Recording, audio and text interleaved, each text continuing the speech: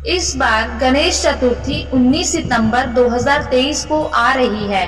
तो चलिए सुनते हैं श्री गणेश चतुर्थी की 4 पौराणिक कथाएं। सबसे पहली पौराणिक कथा। पौराणिक एवं प्रचलित श्री गणेश कथा के अनुसार एक बार देवता कई विपदाओं में घिरे थे।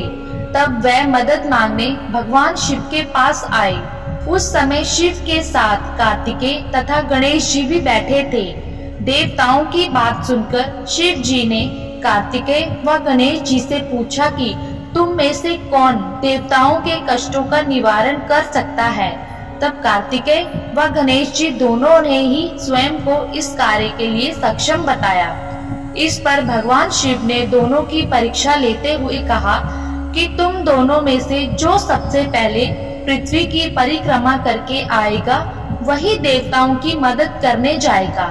भगवान शिव के मुख से यह वचन सुनते ही कार्तिकेय अपने वाहन मोर पर बैठकर पृथ्वी की परिक्रमा के लिए निकल गए। परंतु गणेश जी सोच में पड़ गए कि वह चूहे के ऊपर चढ़कर सारी पृथ्वी की परिक्रमा कैसे करेंगे, तो इस कार्य में उन्हें बहुत समय लग जाएगा। तभी उन्हें एक उपाय सूझा। गणेश जी अपने स्थान से उठे और अपने माता पिता की 7 बार परिक्रमा करके वापस बैठ गए। परिक्रमा करके लौटने पर कार्तिकेय स्वयं को विजेता बताने लगे। तब शिव जी ने श्री गणेश जी से पृथ्वी की परिक्रमा ना करने का कारण पूछा। तब गणेश जी ने कहा, माता पिता के चरणों में ही समस्त लोक है। यह सुनकर भगवान शिव ने गणेश जी को देवताओं के संकट दूर करने की आज्ञा दी। इस प्रकार भगवान शिव ने गणेश जी को आशीर्वाद दिया कि चतुर्थी के दिन जो तुम्हारा पूजन करेगा और रात्रि में चंद्रमा को अर्घ्य देगा, उसके तीनों ताप यानी दैहिक ताप, दैविक ताप तथा भौतिक ताप दूर होंगे। इस व्रत को करने से व्रतधारी के सभी तरह के दुख दूर होंगे और उसे जीवन के भौतिक सुखों की प्राप्ति होगी। चारों तरफ से मनुष्य की सुख समृद्धि बढ़ेगी। पुत्र पौत्रादि धन ऐश्वर्य की कमी नहीं होगी। गणेश चतुर्थी व्रत की दूसरी कथा। एक समय की बात है, राजा हरिश्चंद्र के राज्य में एक कुम्हार था। वह मिट्टी के बर्तन बनाता, लेकिन वे कच्चे रह जाते थे। एक पुजारी की सलाह पर उसने इस समस्या को दूर करने के लिए एक छोटे बालक को मिट्टी के बर्तनों के साथ आवा में डाल दिया। उस दिन संकष्टी चतुर्थी का दिन था। उस बच्चे की माँ अपने बेटे के लिए परेशान थी। उसने गणेश जी से बेटे की कुशलता की प्रार्थना की। दूसरे दिन जब कुम्हार ने सुबह उठकर देखा तो आवा में उसके बर्तन तो पक गए थे, लेकिन बच्चे का बाल बांका भी नहीं हुआ था। वह डर गया और राजा के दरबार में जाकर सारी घटना बताई। इसके बाद राजा ने उस बच्चे और उसकी माँ को बुलवाया तो माँ ने सभी तरह के विघ्न को दूर करने वाली संकष्टी चतुर्थी का वर्णन किया। इस घटना के बाद से महिलाएं संतान और परिवार के सौभाग्य के लिए संकट चौथ का व्रत करने लगी। गणेश चतुर्थी की तीसरी कथा। एक समय की बात है कि विष्णु भगवान का विवाह लक्ष्मी जी के साथ निश्चित हो गया। विवाह की तैयारी होने लगी। सभी देवताओं को निमंत्रण भेजे गए, परंतु गणेश जी को निमंत्रण नहीं दिया। कारण जो भी रहा हो, अब भगवान विष्णु की बारात जाने का समय आ गया। सभी देवता अपनी पत्नियों के साथ विवाह समारोह में आए। उन सब ने देखा कि गणेश जी कहीं दिखाई नहीं दे रहे हैं। तब वे आपस में चर्चा करने लगे कि क्या गणेश जी को नहीं न्योता मिला या स्वयं गणेश जी ही नहीं आए हैं। सभी को इस बात पर आश्चर्य होने लगा। तभी सबने विचार किया कि विष्णु भगवान से ही इसका कारण पूछा जाए। विष्णु भगवान जी से पूछने पर उन्होंने कहा कि हमने गणेश जी के पिता भोलेनाथ महादेव को न्योता भेजा है। यदि गणेश जी अपने पिता के साथ आना चाहते तो आ जाते। अलग से न्योता देने की कोई आवश्यकता भी नहीं थी। दूसरी बात यह है कि उनको 1.25 मन मूंग, 1.25 मन चावल, 1.25 मन घी और 1.25 मन लड्डू का भोजन दिन भर में चाहिए। यदि गणेश जी नहीं आएंगे तो कोई बात नहीं, दूसरे के घर जाकर इतना सारा खाना पीना अच्छा भी नहीं लगता। इतनी वार्ता कर ही रहे थे कि किसी एक ने सुझाव दिया, यदि गणेश जी आ भी जाएं तो उनको द्वारपाल बनाकर बैठा देंगे कि आप घर का ध्यान रखना। आप तो चूहे पर बैठकर धीरे धीरे चलोगे तो बारात से बहुत पीछे रह जाओगे।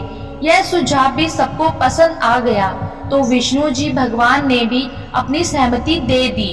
होना क्या था, इतने में गणेश जी वहां आ पहुंचे और उन्हें समझा बुझाकर घर की रखवाली करने बैठा दिया। बारात चल दी। तब नारद जी ने देखा कि गणेश जी तो दरवाजे पर ही बैठे हुए हैं, तो वे गणेश जी के पास गए और रुकने का कारण पूछा।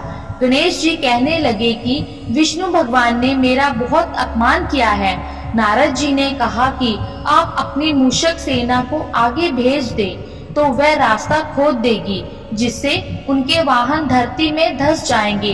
तब आपको सम्मान पूर्वक बुलाना पड़ेगा।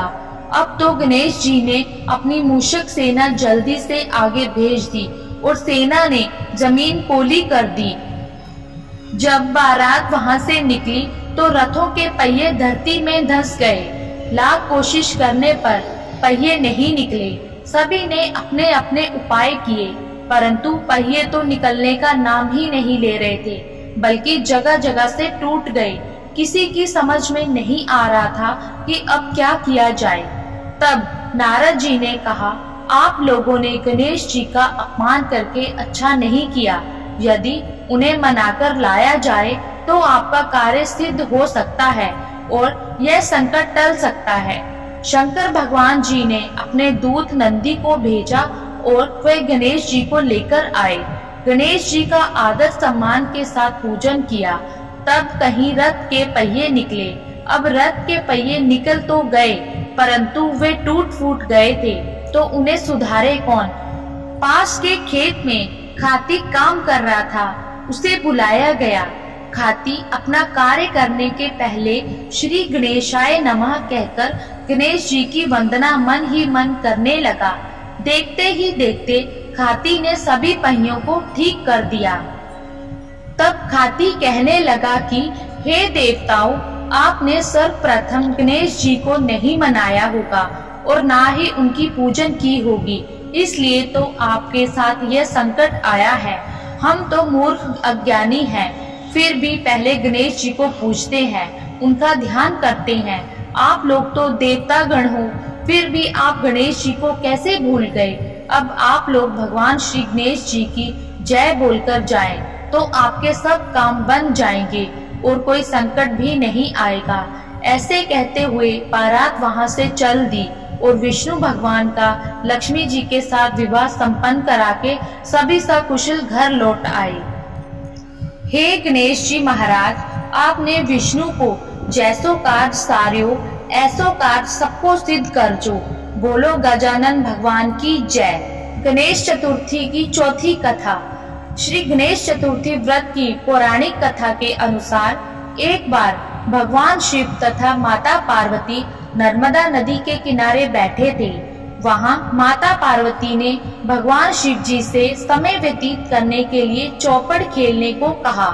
शिव जी चौपड़ खेलने के लिए तैयार हो गए, परंतु इस खेल में हार जीत का फैसला कौन करेगा, यह प्रश्न उनके समक्ष उठा तो भगवान शिव ने कुछ तिनके एकत्रित कर उसका एक पुतला बनाकर उसकी प्राण प्रतिष्ठा कर दी और पुतले से कहा, बेटा हम चौपड़ खेलना चाहते हैं, परंतु हमारी हार जीत का फैसला करने वाला कोई नहीं है, इसलिए तुम बताना कि हम दोनों में से कौन हारा और कौन जीता।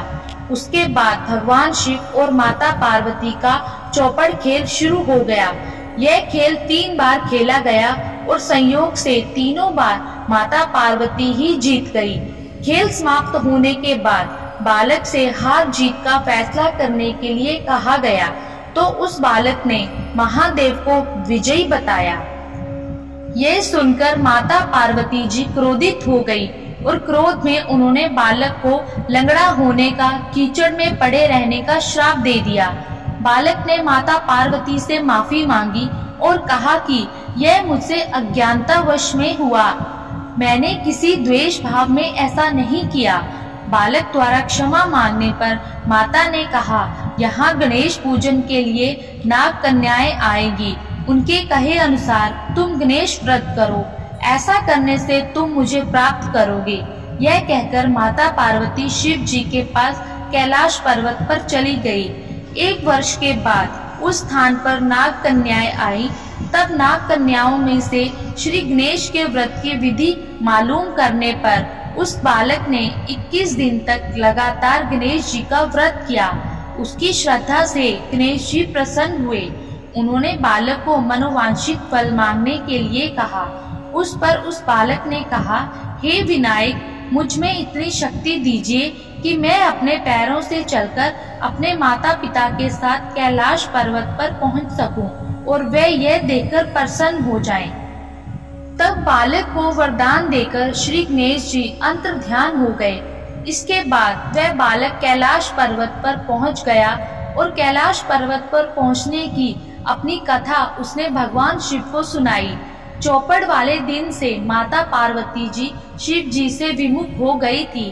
अतः देवी के रुष्ट होने पर भगवान शिव ने भी बालक के बताए अनुसार 21 दिनों तक श्री गणेश का व्रत किया। इस व्रत के प्रभाव से माता पार्वती के मन से भगवान शिव के लिए जो नाराजगी थी वह समाप्त हो गई। तब यह व्रत विधि भगवान शंकर ने माता पार्वती को बताई। यह सुनकर माता पार्वती के मन में भी अपने पुत्र कार्तिकेय से मिलने की इच्छा जागृत हुई। तब माता पार्वती ने भी 21 दिन तक श्री गणेश जी का व्रत किया तथा ध्रुवा, फूल और लड्डुओं से गणेश जी का पूजन अर्चन किया। व्रत के 21वें दिन कार्तिकेय स्वयं माता पार्वती जी से मिलने आ गए। उस दिन से श्री गणेश चतुर्थी का यह व्रत समस्त मनोकामनाओं की पूर्ति करने वाला व्रत माना जाता है।